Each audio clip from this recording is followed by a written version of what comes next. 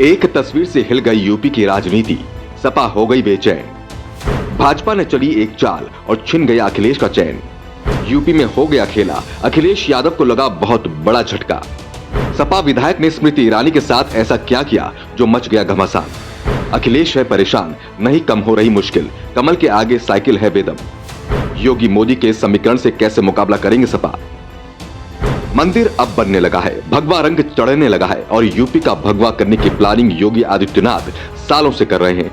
ऐसे में अब तक सपा को कई बार झटकों का सामना करना पड़ा है। सपा विधायकों की संख्या घटती जा रही है, कई विधायकों पर मुकदमा चल रहा है तो कई अब सपा छोड़ बीजेपी में जाने की तैयारी कर रहे हैं। अखिलेश यादव 2024 चुनाव की तैयारियों में जुटे हैं। एमपी में भी अखिलेश दिमाग लगा रहे हैं, लेकिन यूपी को ही नहीं संभाल पा रहे हैं। उत्तर प्रदेश में सपा लगातार कमजोर होती जा रही है। ऐसा हम इसलिए कह रहे हैं क्योंकि एक तस्वीर ने यूपी के सियासी गलियारों में हलचल बढ़ा दी। तस्वीर ऐसी है कि उसे देखकर अखिलेश यादव को भी इस ठंड में पसीना आ सकता है। ये तस्वीर एक सपा विधायक की है जो अपनी पार्टी के नेताओं को छोड़कर बीजेपी के केंद्रीय मंत्री स्मृति ईरानी के साथ खिचड़ी खाते नजर आ रही हैं। जैसे ही ये तस्वीर सामने आई, सियासी हलचल बढ़ गई, कई तरह के कयास लगाए जाने लगे।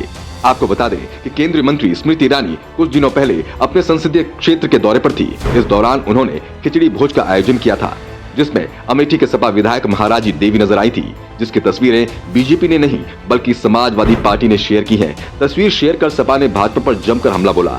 सपा ने लिखा कि बीजेपी ने गायत्री प्रजापति को पहले तो खूब बदनाम किया, उनके बारे में न जाने क्या क्या मंच से कहा गया। अब उन्हीं पिछड़े गायत्री प्रजापति की पत्नी को भाजपा की केंद्रीय मंत्री स्मृति ईरानी अपने मंच पर बिठा रही है, क्योंकि वो जानती है बिना पिछड़े वोटों के भाजपा चुनाव नहीं जीत सकती। दरअसल महाराजी देवी 2022 में सपा के टिकट पर अमेठी से चुनाव जीतकर विधायक बनी है। उन्होंने बीजेपी प्रत्याशी संजय सिंह को करीब 10 वोटों के अंतर से हराया था। उनके पति गायत्री प्रजापति इस सीट पर पहले विधायक थे। इस चुनाव में सपा ने उनकी पत्नी को अपना उम्मीदवार बनाया था।